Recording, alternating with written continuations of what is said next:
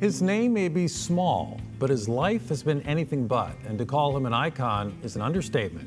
In tonight's Wayne's World, senior reporter Wayne Koval tells us how being surrounded by death helped Herbert Small live a good life. I had a good life. I really have.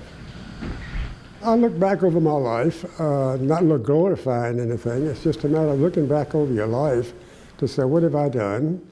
Who have I helped? Who he has helped would be nearly impossible to calculate. I am Herbert S. Small. And on this day, happy birthday to you.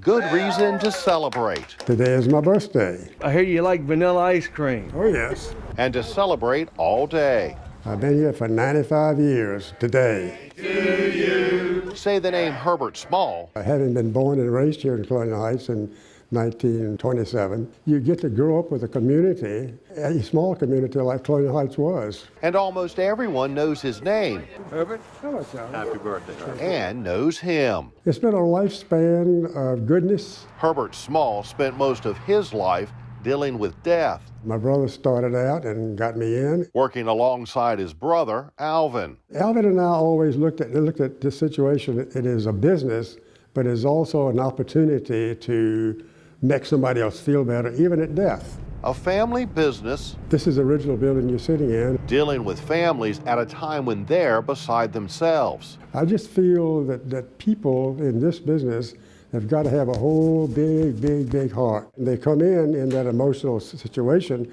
You sit down and talk with them personally without worrying about the business part of it. At least that was my thoughts. But long before Herbert landed a job here, I joined the Navy when I was just before 17 years old. he was serving his country in World War II. I was on an escort carrier, USS Cod. It was in the submarine pack in the North Atlantic. And when the World War ended in Europe, Tied back up in Norfolk, Virginia, refitted, and went to the South Pacific, and I hit every island on the South Pacific side. more than 7 decades later, The Navy is still in my blood. Herbert didn't know it at the time, but his stint in the Navy taught him something mortuary college couldn't. How to deal with people, number one. And dealing with people, he says, with empathy and compassion. You put yourself in their position. You really do.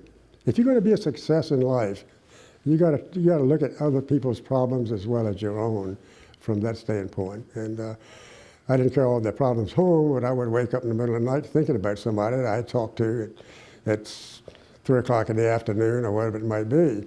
Early in the days of the first ambulance service, the ambulance was parked at the funeral home. Herbert Small was there, lending a helping hand. We were the only ambulance in Colonial Heights, and that was something for I-95 accidents or whatever, but we also had a lot of OB cases. If you've been to mortuary college, you learn how to deliver a baby. At least I did.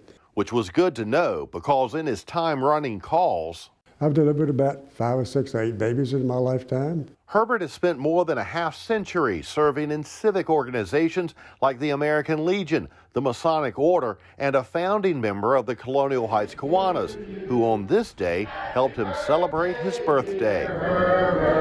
He's also spent most of his life in church and with this young lady, Arlene. You've been married how long? 75 years. October the 14th, 1947. That union brought about, I have 2 daughters. What else did you do? I played golf a lot. and he's still asked to lend a helping hand I still got it in my blood. and to offer advice to the younger generation in the funeral service business, I'll be done around May. including a growing number of females. Put your heart in the business and put yourself in front of everybody, but be that person that you want to do what they want to do and not what you want to do. There's no doubt Herbert Small has had a life well lived, and he says it's all because he's lived by the golden rule: treat others as you want to be treated. And he really does still get phone calls to help with funerals.